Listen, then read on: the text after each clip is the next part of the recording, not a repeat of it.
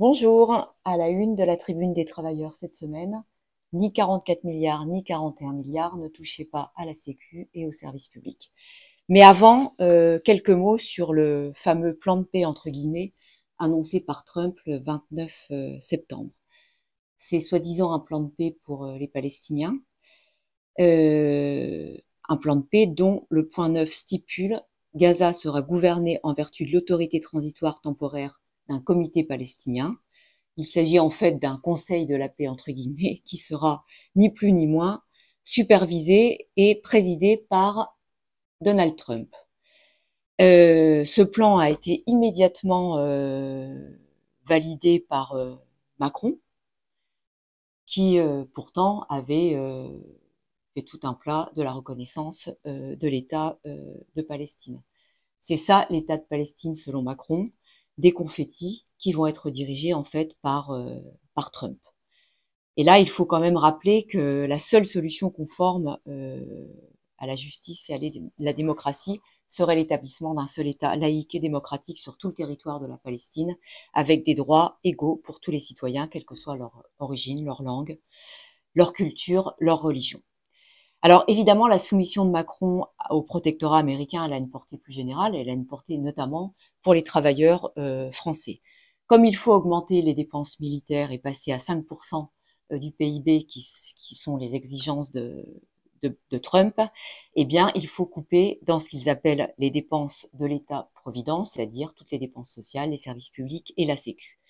Et là, évidemment, on revient à la situation en France avec le projet de budget de Lecornu, qui ressemble à s'y méprendre à celui de Bayrou, puisqu'on passe de 44 milliards de coupes à 41 milliards de coupes selon les révélations de la presse.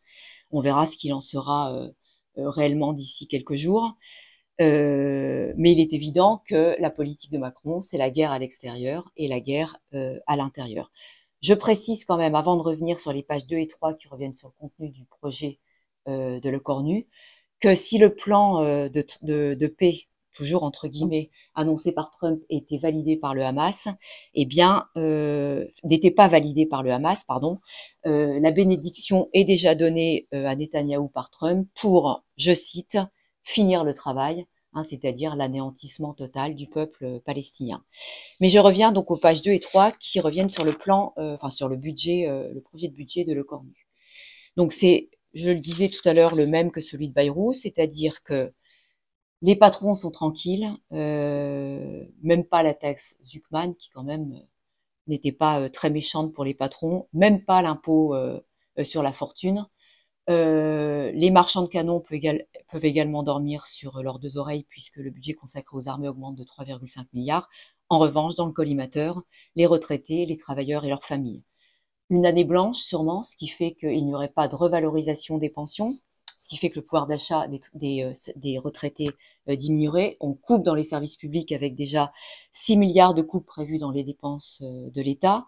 La Sécu est toujours dans le collimateur, notamment la baisse des dépenses de santé, mais aussi l'aide médicale d'État pour les travailleurs étrangers en situation irrégulière. Bien sûr, hors de question de revenir sur l'abrogation, sur la réforme des retraites, et donc hors de question d'abroger la réforme des retraites. Alors, dans toute cette situation, il y a quand même des mobilisations, il y a beaucoup de mobilisations, notamment à l'international, et je terminerai par cette question. Au Brésil, vous pourrez lire en page 14 la manifestation qui a eu lieu le 21 septembre avec des centaines de milliers de travailleurs contre la loi sur l'immunité des parlementaires, ce qui est quand même assez incroyable. Mais effectivement, la question qui est posée, c'est qu'aujourd'hui, ce congrès est devenu l'ennemi du peuple. En tout cas, c'est ce que disait la majorité des manifestants ce 21 septembre.